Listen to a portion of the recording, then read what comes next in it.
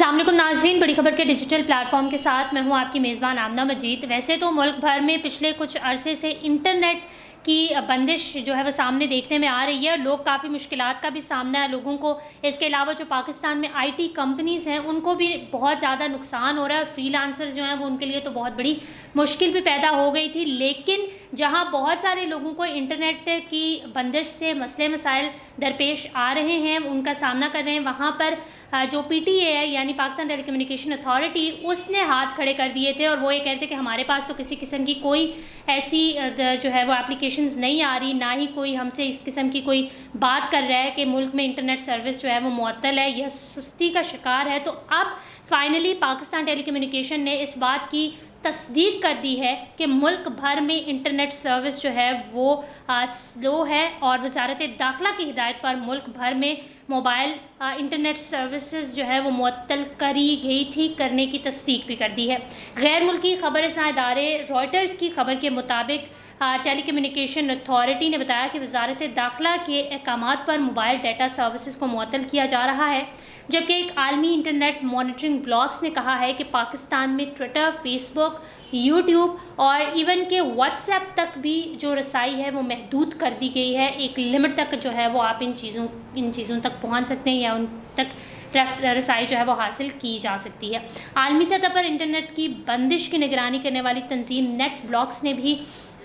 اس بات کی تصدیق کی تھی کہ پاکستان میں فیس بک جو ہے وہ بہت کم لوگ استعمال کر پا رہے ہیں اور فیس بک جو ہے وہ نہیں چل پا رہا، اور انہوں نے اس بات کی بھی تصدیق کی کہ پاکستان تحریک انصاف کے چیئرمین عمران خان جب ان کو گرفتار کیا گیا تو اس کے بعد سے جو ہے وہ انٹرنیٹ سروسز معطل کرنے یا سلو کرنے کا جو ایک سلسلہ ہے وہ جاری ہوا، اور فیس بک، ٹویٹر اور یوٹیوب جو ہے وہ اس کی سروسز میں خلل ڈالا گیا۔ آج قومی احتساب بیورو نیب نے اسلام آباد کی ہائی کورٹ کی حدود سے P T I chairman Imran Khan کو القادر ٹرسٹ کیس میں گرفتار جو ہے وہ ظاہر ان سب گرفتار کیا تھا۔ ان سب معاملات کے بعد جو ہے وہ انٹرنیٹ سروسز معطل ہوئی، اور انٹرنیٹ کی جو صورتحال ہے اس سے ہم سب بخوبی واقف ہیں، جس طریقے سے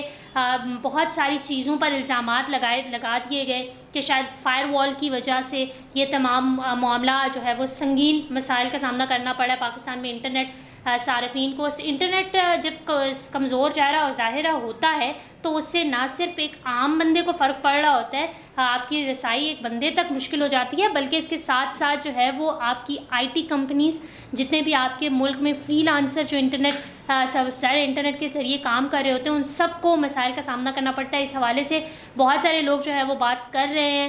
پارلیمنٹ ہاؤس میں بھی اس پر بات ہوئی، اس کے علاوہ عدلیہ تک بھی یہ بات پہنچی، سپریم کورٹس میں جو ہے وہ اس کا کیس سنا جا رہا ہے کہ آخر کیا وجہ ہے جو انٹرنیٹ اتنا سلو ہے، اور جہاں دنیا بھر میں ترقی ہو رہی ہے وہیں پہ پاکستان جو ہے وہ اس حوالے سے پیچھے ہی ہوتا جا رہا ہے، نہ کہ کوئی ترقی کرے، آگے بڑھے۔ اس طرح سے جب انٹرنیٹ سروسز ملک بھر میں معطل کر لی جاتی ہیں تو اس سے جو انٹرنیشنل ادارے، اگر ہم امیزون کی بات کریں، سافٹ ویئر کمپنیز ہوتی ہیں، وہ سوشل میڈیا کی بڑی کمپنیز ہوتی ہیں، وہ پھر آپ کے ملک میں نہیں آتی، اور اس طریقے سے آپ کی معیشت جو آگے ہی بیچاری کیا کہتے ہیں کہ اتنی خراب ہو چکی ہے کہ اسے ایک دھکے کی ضرورت ہے اور اس دیوار نے گر جانا ہے، اور اس کو جو ہے وہ آپ اس طریقے سے نہیں